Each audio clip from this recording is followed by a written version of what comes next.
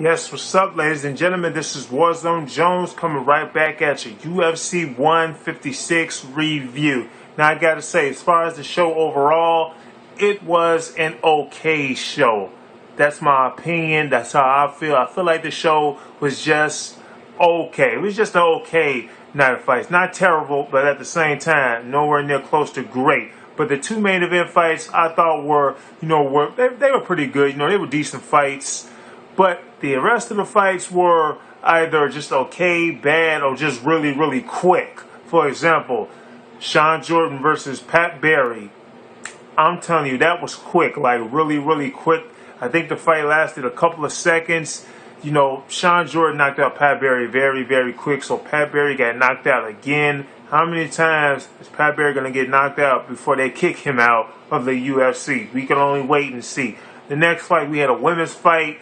This women's fight was nothing that you're probably going to remember, to be honest with you. But the fight was, it was an okay fight. You're not going to remember this women's fight.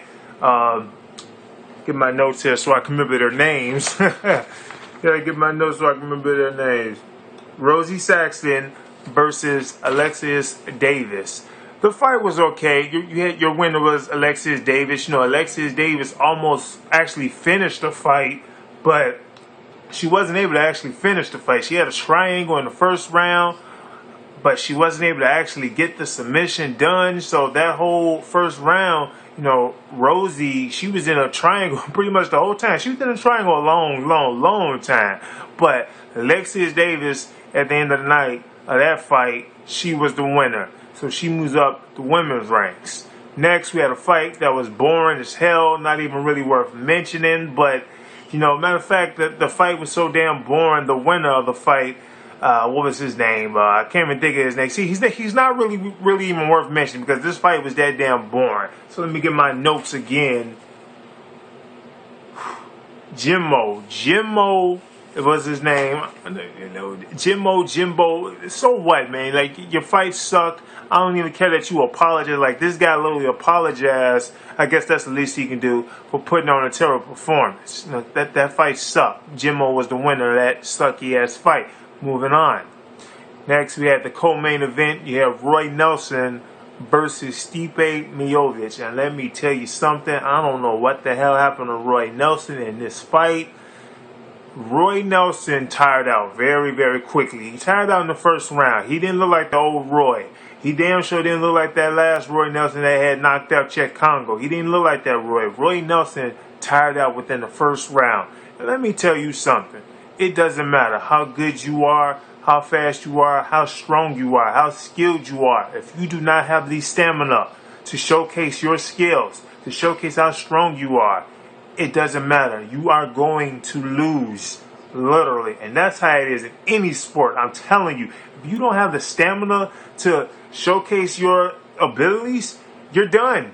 Especially in fighting, you're done. You damn sure better have stamina when it comes to combat sports.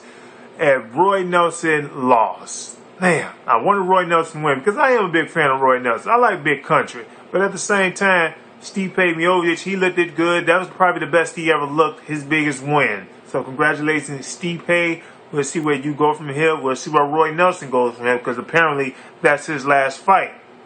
So, next, we get to the main event of the night. We get Rashad Evans versus Dan Henderson. And, I like both guys. I'm a big fan of both guys. But, you had to choose just one. Who was the guy that you wanted to win? I wanted Rashad to win because I'm just a bigger fan of him. Not because he's black. I'm pretty sure a lot of you guys are thinking of that. Not because he's black. No. Probably because I discovered him first. Probably. But it's like this. The first round was Dan Henderson. He almost knocked out Rashad Evans. And I'm thinking, oh, damn, Rashad's about to lose again?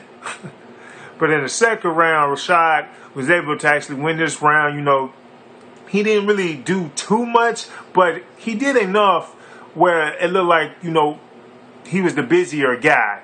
So he won that round. He was able to take Dan Henderson down. As a matter of fact, Dan Henderson, the third round comes and Rashad was able to basically be the busier guy again. He landed more shots to the face on Dan Henderson. Dan Henderson even said it himself after the fight that he slowed down in the third round. So at the end of the night, at the end of the fight, Rashad Evans was the guy to pull out the victory for this fight. So Rashad Evans, not Everson, Evans defeats Dan Henderson. Rashad Evans is the winner.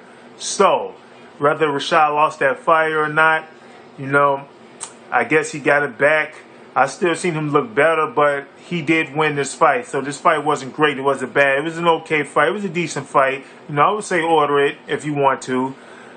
Dan Henderson, he goes down. We don't know what's going to happen with Dan Henderson. Is he going to retire? Is he going to stay in the light heavyweight division? Is he going to go to the middleweight division? He probably should just go to the middleweight division, to be honest with you. But it was an okay show overall. UFC 161 was just an okay show. We got a terrible fight, a women's fight that you're probably not going to remember too much. We got a really quick knockout and pretty two good main event fights. So it was just an okay show in my opinion. But this is Warzone Jones. If you haven't done so, ladies and gentlemen, subscribe to my channel. You won't get a ticket if you click it. I'm out. Deuces.